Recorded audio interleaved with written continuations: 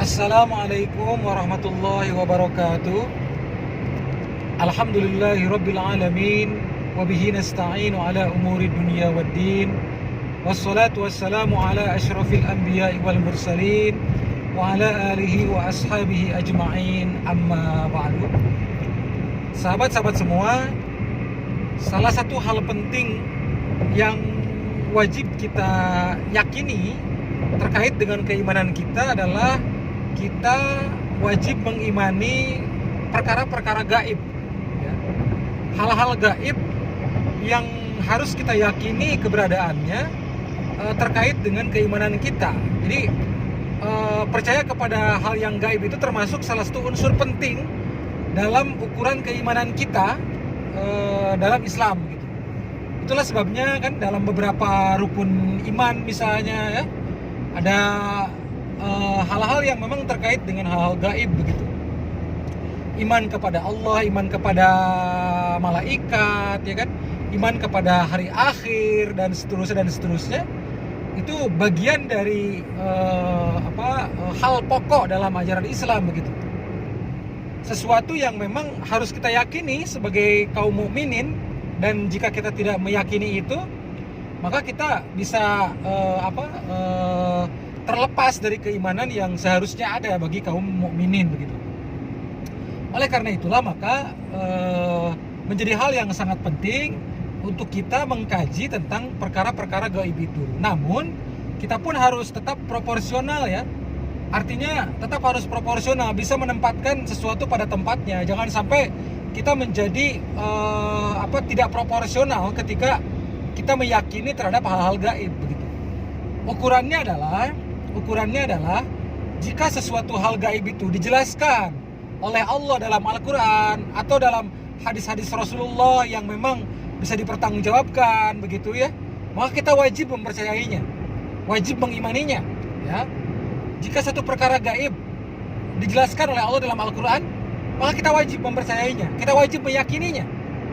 Jika satu perkara gaib dijelaskan oleh Rasulullah dalam hadisnya, ya, dan hadis itu memang bisa dipertanggungjawabkan begitu, maka kita wajib untuk mempercayainya, wajib untuk meyakininya, karena itu bagian dari keimanan kita. Akan tetapi hal-hal gaib yang misalnya tidak ada dalil yang jelas dalam Al-Quran, tidak ada dalil yang jelas dalam hadis Rasulullah misalnya, maka hal-hal seperti itu tentu saja kita harus bisa menyikapinya dengan baik begitu. Karena tidak semua perkara gaib itu benar adanya begitu. Saya beri contoh misalnya begini. Jika ada pertanyaan, apakah kita wajib mempercayai adanya jin misalnya, ya? Apakah kita wajib percaya bahwa ada jin dalam kehidupan ini? Maka jawabannya kita wajib percaya, gitu. Harus percaya. Kenapa? Karena keberadaan jin itu dijelaskan dalam Al-Quran, itu, ya. Al-Quran sangat jelas menyebutkan bahwa memang jin itu ada. Selain manusia itu ada makhluk yang namanya jin. Jin itu ada dalam kehidupan. Jin itu diciptakan oleh Allah. Makanya kita wajib mempercayai, wajib meyakini, wajib mengimani bahwa memang ada jin, ada yang namanya jin itu. Dalam Al-Quran kan sangat jelas, ya. Banyak ayat dalam Al-Quran. Misalnya wa ma khalaqtul jinna wal insa illa liya'budun misalnya. Di situ kan jelas dalam ayat itu bahwa Allah tuh menciptakan bukan hanya manusia tapi juga ada jin yang diciptakan. Wa ma khalaqtul jinna wal insa illa liya'budun. Allah itu menciptakan jin dan manusia adalah untuk beribadah kepada Allah, untuk mengabdi kepada Allah begitu. Jadi jin itu ada dan kita wajib percaya. Padahal jin itu kan makhluk gaib, gitu. Tidak kasat mata. Kita tidak bisa melihat dengan mata telanjang begitu keberadaan jin itu, kecuali atas izin Allah Subhanahu wa taala begitu. Jadi kita itu hanya bisa melihat makhluk-makhluk gaib atas izin Allah Subhanahu wa taala. Tanpa izin Allah mustahil kita bisa melihatnya begitu. Jadi itu hal yang harus kita pahami. Kemudian misalnya keberadaan malaikat misalnya. Malaikat tuh wajib kita percaya. Kita wajib mengimani bahwa malaikat itu ada. Bahkan iman kepada malaikat itu kan bagian dari rukun iman, ya. Bagian dari rukun iman. Artinya kalau orang tidak percaya adanya malaikat, itu dia tidak beriman. Orang itu tidak beriman gitu. Jadi hal-hal gaib seperti itu wajib untuk kita percaya.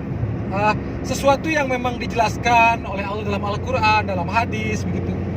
Dalam hadis Rasul misalnya ya, dijelaskan tentang banyak hal misalnya ya, tentang perkara-perkara gaib, maka kita wajib percaya jika memang itu jelas tercantum dalilnya dalam Al-Quran ataupun dalam hadis-hadis Rasul yang bisa dipertanggungjawabkan. Tapi kalau sesuatu hal gaib misalnya yang tidak dijelaskan dalam Al-Quran, dalam hadis Rasul, maka harus kita cross check terlebih dahulu. Jangan sampai kita menjadi orang yang berlebihan begitu ya. Kita cross check terlebih dahulu, karena sesuatu perkara gaib itu kan hanya diketahui oleh Allah.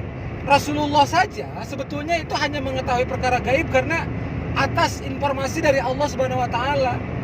Jika Rasulullah tidak diberitahu oleh Allah, maka Rasulullah pun tidak akan tahu tentang perkara gaib gitu.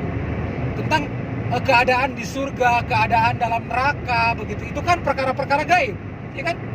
Bagaimana surga, bagaimana neraka? Pertanyaannya, apakah kita wajib percaya bahwa surga itu ada? Wajib. Apakah kita wajib neraka itu ada? Wajib. Kenapa? Karena keberadaan surga, keberadaan neraka itu tercantum jelas dalam Al-Quran. Allah menjelaskan bahwa surga itu ada, bahwa neraka itu ada.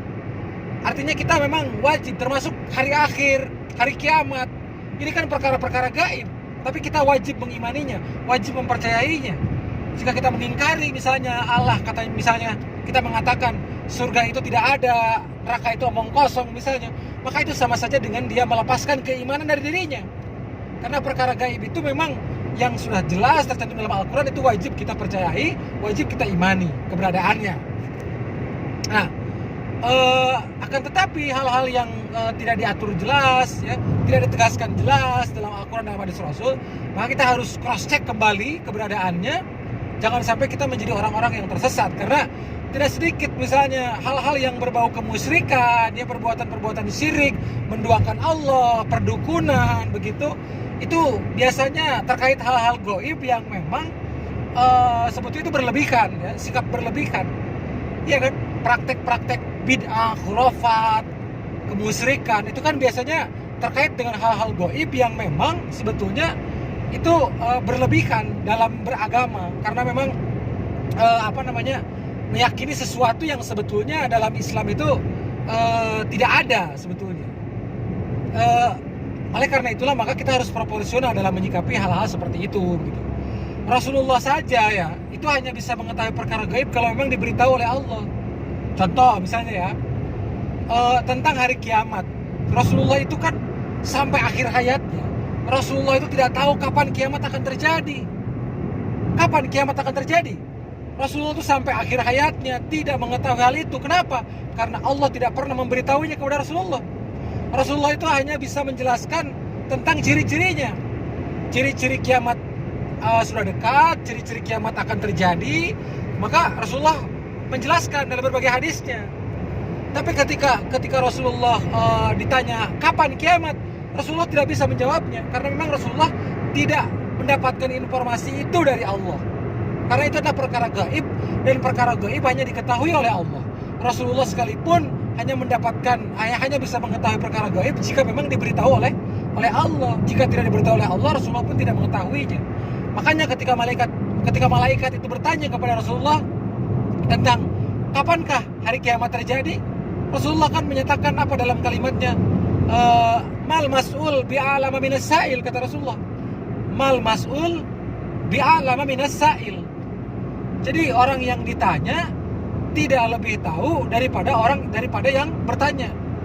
Mal mas'ul bi'alama minas sa'il. Itu kalimat Rasulullah saat ditanya oleh malaikat tentang kapan kiamat akan terjadi. Rasulullah mengatakan mal mas'ul bi'alama minas sa'il. Yang ditanya tidak lebih tahu daripada yang bertanya. Jadi subhanallah, ini adalah hal yang sangat penting bagi kita. Jangan sampai kita menjadi orang yang sok tahu begitu. Dalam hal-hal gaib itu tidak boleh sok tahu. Kita hanya bisa menjelaskan sesuatu perkara gaib kalau memang dijelaskan oleh Allah dalam Al-Quran, kalau memang dijelaskan oleh Rasulullah dalam hadisnya. Jika dalam Al-Quran, jika dalam hadis Rasulullah tidak ada penjelasannya, maka kita tidak boleh sok tahu tentang perkara-perkara gaib. Begitulah sikap kita yang proporsional sebagai kaum mukminin, sebagai orang beriman. Begitu. Jadi kalau ada hal-hal gaib yang belum ada informasi dalam Al-Quran, belum ada informasi dalam hadis-hadis Rasul, maka kita tidak boleh sok tahu memberikan penjelasan. Karena hakikatnya yang bisa mengetahui perkara gaib hanya Allah saja. Siapapun yang bisa mengetahui perkara gaib itu pasti atas petunjuk dari Allah, ya, mendapatkan izin dari Allah. Termasuk Rasulullah SAW, termasuk para ulama, termasuk para aulia, termasuk kita juga sebagai orang-orang beriman. Tidak akan mungkin kita bisa mengetahui perkara gaib tanpa petunjuk dari Allah dan tanpa penjelasan dari Rasulullah SAW dalam hadisnya. Karena Rasulullah pun mendapatkan petunjuk tentang hal itu dari Allah Subhanahu Wa Taala. Begitulah sikap kita yang proporsional dalam menyikapi perkara-perkara gaib. Intinya kita wajib beriman, wajib mengimani, wajib percaya, wajib meyakini kepada perkara-perkara gaib, tentang keberadaannya jika memang penjelasannya disebutkan secara jelas dalam dalil-dalil yang bisa dipertanggungjawabkan begitu dalam Al-Quran maupun hadis Rasulullah SAW. Demikian pemaparan singkat mengenai hal itu. Mudah-mudahan banyak manfaatnya dan kita bisa mengambil hikmah dari apa yang telah dipaparkan. Wassalamualaikum warahmatullahi wabarakatuh.